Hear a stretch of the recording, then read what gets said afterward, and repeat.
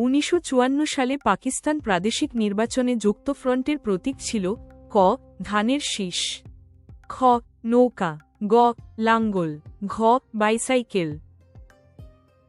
1954 সালে তৎকালীন পূর্ব বাংলায় প্রাদেশিক পরিষদ নির্বাচন অনুষ্ঠিত হয়। ক্ষমতাসীন মুসলিম লীগের বিরুদ্ধে আওয়ামী মুসলিম লীগ, কৃষক শ্রমিক পার্টি, নেজামে ইসলাম ও গণতন্ত্রী দলসহ কয়েকটি দল মিলে যুক্তফ্রন্ট গঠন করে।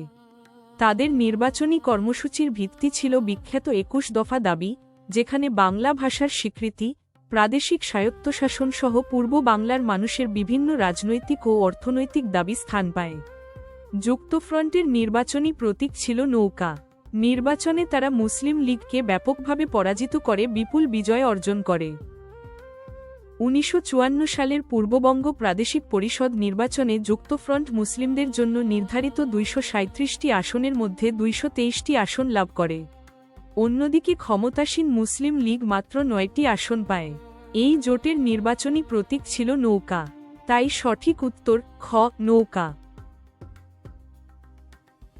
ট্রাই 1970 সালের নির্বাচনে আওয়ামী লীগের প্রতীক কি ছিল?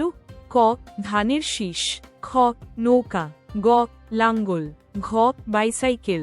আনসার খ নৌকা। সুতরাং সঠিক উত্তর হল খ নৌকা।